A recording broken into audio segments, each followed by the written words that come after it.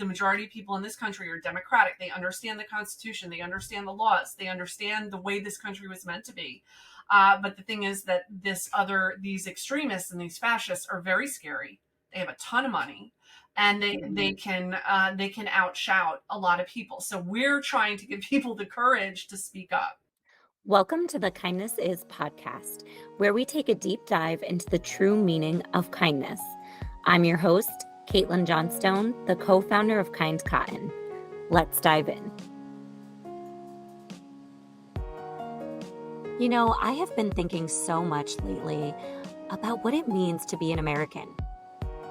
I've been thinking about when my daughter goes to school in a couple of years, that I want to ensure she is learning accurate history.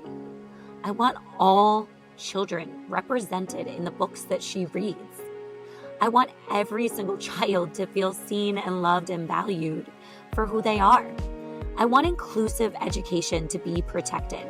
And when she goes to school, I want to ensure as a parent that she is safe when I drop her off at the start of the day. You know, I've been thinking a lot about what we all can do collectively to make sure that we create a better world for the future generation. And my guest today has some answers for that. She has some answers that will help you not feel so isolated during this time of chaos. She has some answers that will inspire you. She also talks about some really scary things. But I think overall, you're going to leave this episode feeling inspired, engaged, and motivated to ensure that we leave this earth in a better place in which we came into it. Hey everyone, and welcome to a very special episode of the Kindness Is Pod. Today, I have with me an incredible guest who is doing amazing things. I'm sure some of you have heard of her. I have Karen Svoboda here, whose blended family consists of 7 teenage children of all gender identities and abilities. She, having this family, understands how difficult it can be to raise kids in a complicated world. This is what inspired her to write her book, Jolene, the Disability Awareness Chicken. So we're going to talk about a lot of that today. But another reason why I have Karen on here is because she is also the co-founder of Divisive Democracy, an organization that advocates for parents, teachers, students, librarians, and all Americans who are fighting every day to protect their civil rights. Karen, I'm so happy you are here. Thank you, Kaitlin. I'm so happy to be here.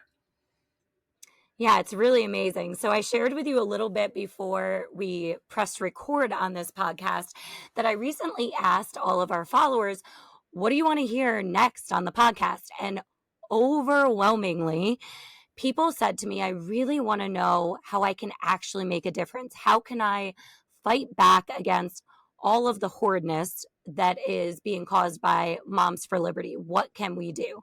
And I was like, I have just the person to bring on to the podcast. So I would love to know why you started Divisive Democracy. Well, I started Divisive Democracy. I had before Divisive Democracy started, it was COVID, and I had been watching, a lot of the national news. And I was aware of a group called Moms for Liberty because they were just wreaking havoc in school districts down in Florida. And I was very fascinated by that.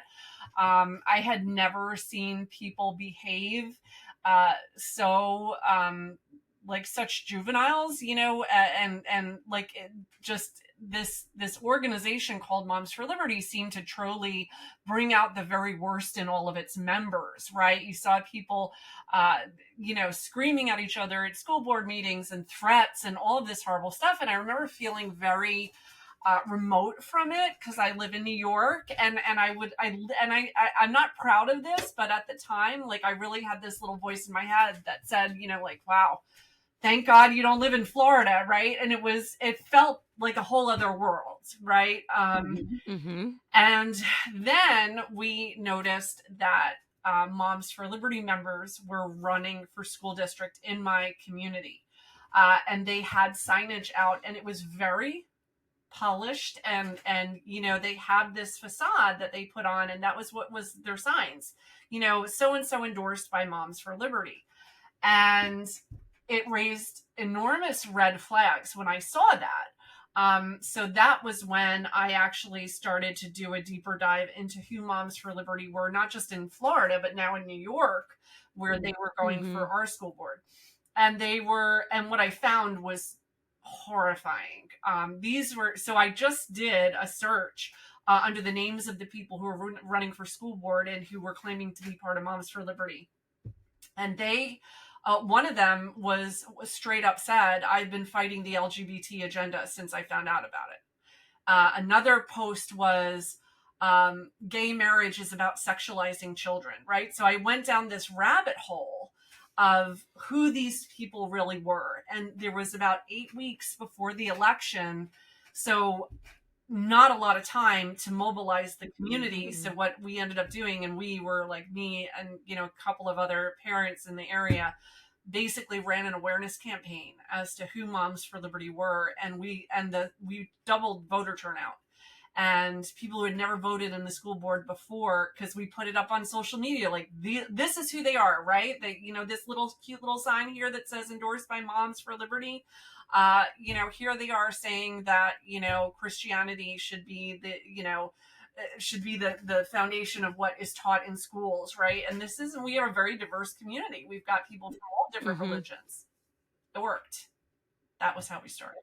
Amazing. So they did not take any of the seats in your community. No, we crushed them. Amazing. But had you not done that, I mean, there are some people who may have just showed up to the polls 100%. to say, I'm just going to choose here because I'm not aware of what this means. And as you said, if you know nothing about it, it may come across as, oh, this sounds great, right? Like, they want to protect their children. Who doesn't want to do that?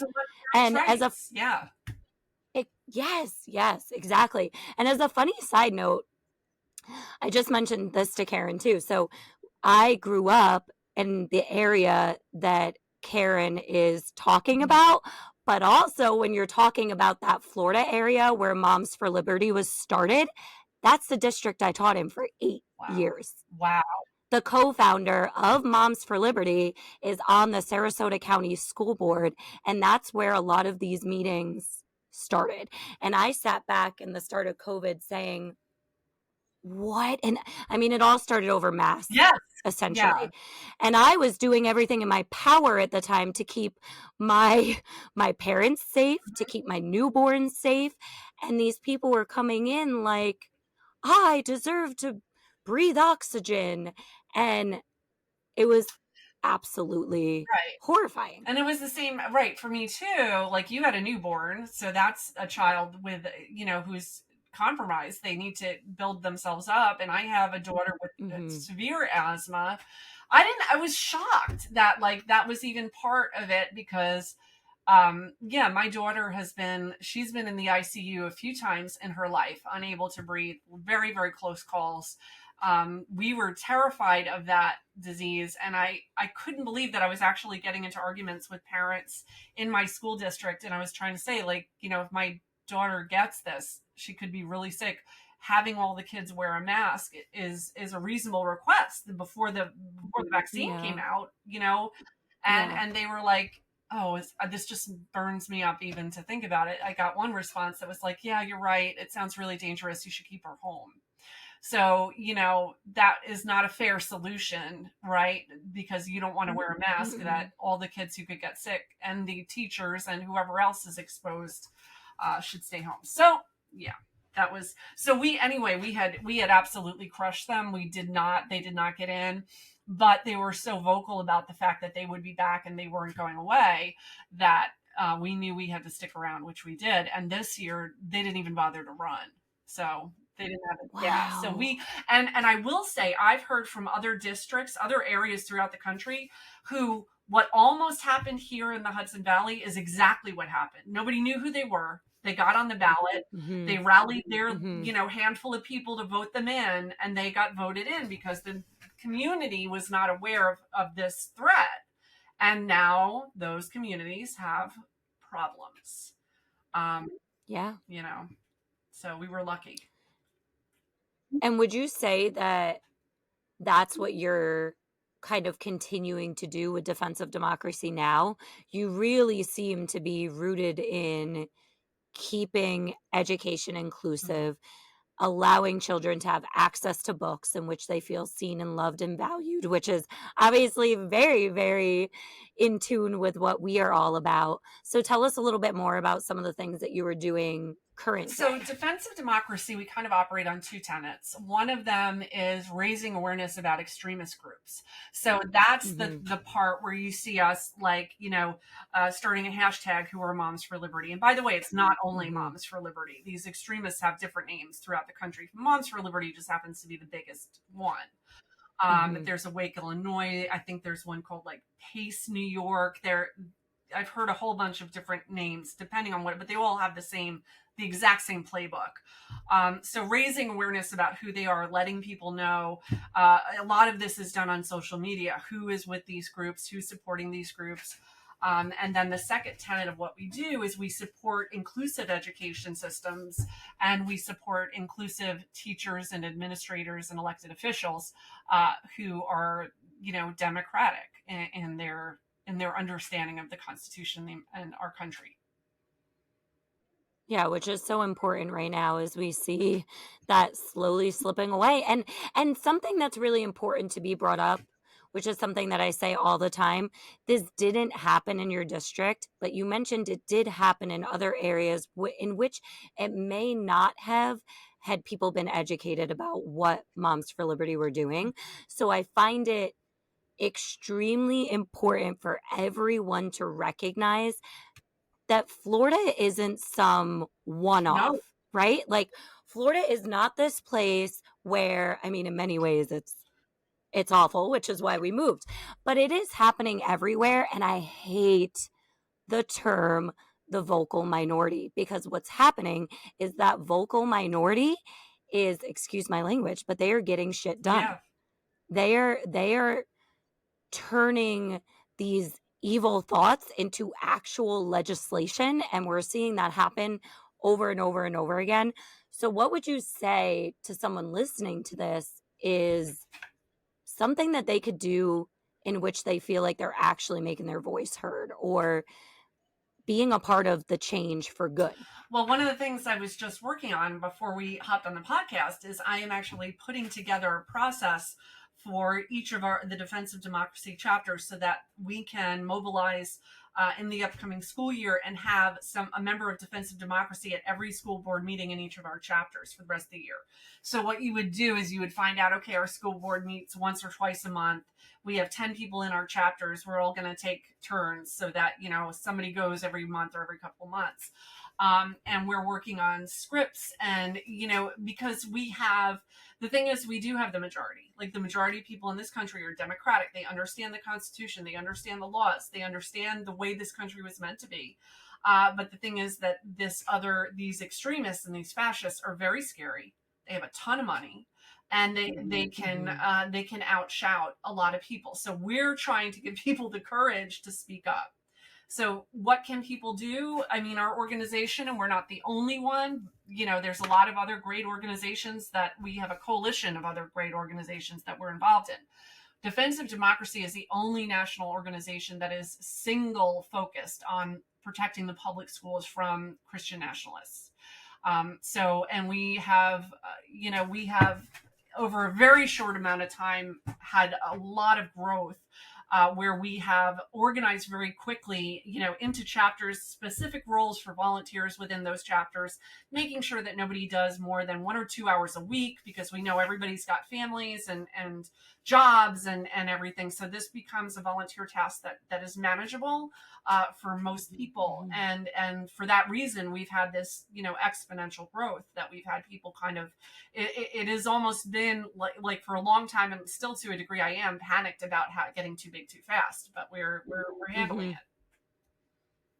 That's amazing because that is always, I mean, this is completely different, but as a small business, that's always been my fear. Like, it's just me and my husband. Like, what if things grow too quickly? And then, like, Right, you essentially could fold because of that. Because if you can't keep up with the right, demand, and I'm sure it's the same exact way for you, then you can't keep up with the demand.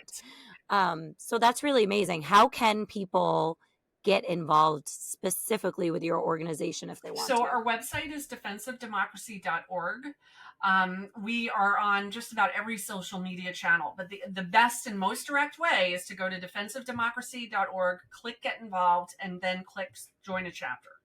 And you will, once you click that, you will be directed to kind of watch a video, take a quiz, indicate what your volunteer interests are, and then you will be invited to connect with one of our regional directors who will either introduce you to a chapter chair in your area or talk to you about perhaps starting a chapter. I love that. And I think something that's really important about that, aside from all of the incredible work you're doing, is something I often talk about is creating this sense of community in a time of Yeah. chaos. Because, I mean, we are living through chaos right now. And I think it's really incredible once people go on and they recognize that there are people around them that are fighting for the same things that they are. They probably feel much more hopeful. They probably feel much more united. They probably feel a little less scared. Can you share Oh, any yeah. stories about that? I mean, I can say that, I the majority of calls from people I get now we're becoming a little more established. People have heard of us, but in the beginning, Hmm. every time I would pick up the phone, somebody would be on it, and their immediate reaction was like, "Oh, thank God. I thought I was the only one." Hmm. Because Hmm. because they are because the extremists are so loud and scary, and they're litigious, and they are, I mean, like, I've been threatened that someone wants to put me in a wood chipper. Okay, I've been called Yeah, a I know. pedophile. They do these horrible things, and it silences you because you're so shocked. You're like, I can't believe someone just said that. This is too crazy. I'm gonna hope it goes away. This is not going away. So yeah, there's been often times when I have heard from people saying, "Oh my God, I thought I was all alone," and then once they start speaking up, then they have people around them saying, "Oh my God, we thought we were all alone," and it kind of snowballs. And so we've been, helping to kind of facilitate that throughout the country. It's so needed. Yeah, And what would you say to people who, because I've gotten that a lot too, and that's something that just within our circle of people advocating for inclusive books, people get really scared when things like that are said to them. And I yeah. get it. Like I totally understand that. We have had an incredible amount of horrific things said to Mhm. us. What do you do in those moments? Because for me, like, I have really bad anxiety and it doesn't go away. And it still hurts every single time that it is said. And it's still really scary. And I don't ever want to invalidate anyone's feelings. But there are some tips and tricks I've learned along the way. And I'm wondering if you have any that you'd be willing Well, to share.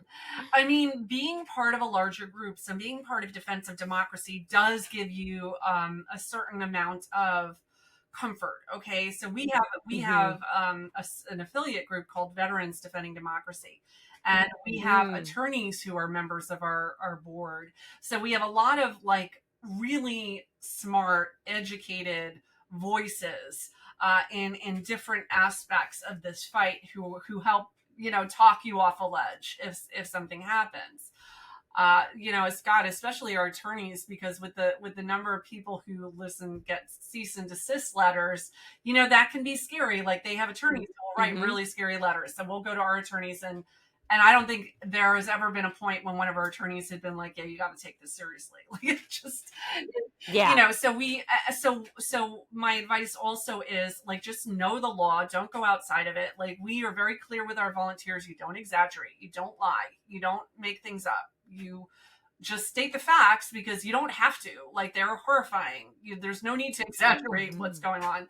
I mean, one of my volunteers got spit on Friday and assaulted at a press conference, and it's on videotape, and there's no way that it's not unnecessary, completely unnecessary to exaggerate it. Let it take its course. She's doing the right thing. She's going to there was more than one. They're going to the authorities and having that addressed. So and we do things, when we vet as much as we can the volunteers who we take into our ranks. We provide our chapter chairs with email addresses so they don't have to use their personal contact information. We talk to people about how to keep your social media secure and private, because it is, they're not messing around. I Mhm. put cameras up in my house. I've never had that before. I never lock my doors. Now I do all the time. You know, it's Mhm. what you got to do because there's a very bad element in this country, and they are not. They are serious, and I think most of them really believe that they are saving this country, and what it is burning it to the ground. If they're allowed to do it. How, like, how do we find common ground then? I, Right? Like, how do we ever in the future? And I'm just kind of like putting this out there rhetorically mm, to anyone who may be listening to, because we don't want to do this forever, right? Like, I am the one who all the time who was like, no, this is unacceptable. If what you are doing is dehumanizing another human being, we will not stand for it. We will be loud about it and we will explain as to why this is yeah, wrong. However, how do we ever get those people who are causing all of this harm to understand that they're not saving the world by doing these awful things? I have no interest in teaching them like the difference between right and wrong, which is what No, I know. I the know. only thing that can be done, and this is critical, is people have to vote. There is Yeah. not the luxury anymore of not voting and just saying, oh, my vote doesn't matter, or or I'll just take whatever they get. I don't like anybody, or I'm too lazy, or I just had a baby. Like we that is the I think that the fabric of our democracy is the right to vote, and that needs to be taken advantage of. And I see throughout the country, I see a lot of voter rights being taken away, which is scary. Yeah. But Hmm. again, get out and vote. It's everything, or don't complain, right? Get out and vote, or just accept the fact that things are, what they are. And I'm praying that nobody continues to accept the fact that things are going to be going the way that they have been. Yeah, for sure. Me too. You mentioned something earlier when we first started talking about your daughter and the whole stay home, which I feel as though, and I know we're taking a turn here, but I can't let this go without talking about it. Um, I feel like this is something, especially we're recording now, it's Disability Pride Month, and it's something that comes up often throughout the pandemic with the disabled population is they're people too, Yes. and they get to live a life that is fulfilling and that is safe, in which they are protected, just as people who are able bodied are. Mhm. And I want to know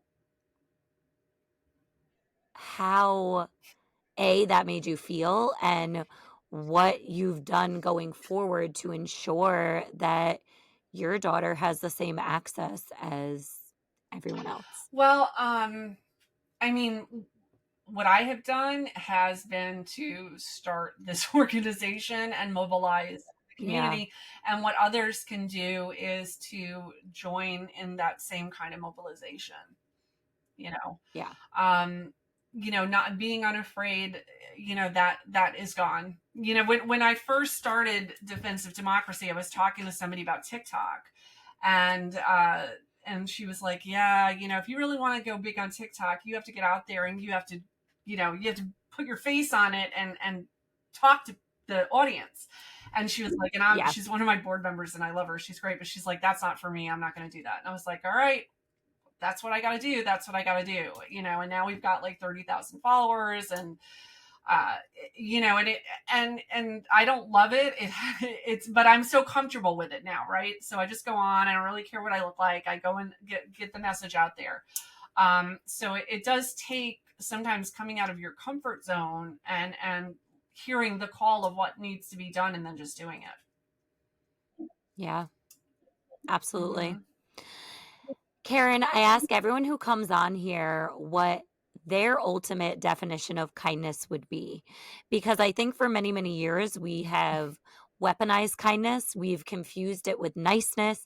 We have kind of equated it with falling into line and going by the status quo, and particularly for women, keeping your mouth closed and just like being courteous and generous. So I would love to know from your perspective how you would define kindness. I mean, kindness to me has an awful lot to do with empathy. And when you can Mm, feel empathy for someone, especially if they're people who don't have a voice and you do, you can use that kindness and that feeling that you have to speak for those who can't, whether it's children or, you know, a minority group, or, you know, anybody who's the other, anybody who's different, especially if you are, you know, like I am, white, straight, Christian. I have privilege. I, you know, to get seriously angry when voices are shut down, and to use every opportunity that you can to be an example to others around you of how people should be treated. So that's my definition. absolutely. Yeah, absolutely. I couldn't agree more. Mhm. Thank you so much for the work you were doing. Thank you so much for coming on. Thank you for telling everyone how they can go and become involved in defense of democracy. Everyone is asking me all the time, what can I do? What can I do? What can I do? Here is a Yep. very easy action step. You heard it from Karen herself. It'll take you no more than an hour to be involved, and let's all make change together. Thank you, Caitlin. This was, I'm truly grateful to be invited onto this podcast and to be able to get our message out to an even broader audience. So thank you for inviting us. Absolutely. Bye, everyone. Bye. Thank you all so much for listening to this episode of the Kindness Is podcast. If you love it and it's adding even a little bit of value to your life, we would love, love, love if you could subscribe, rate, and review so we can reach even more people and make this world a little bit more kind.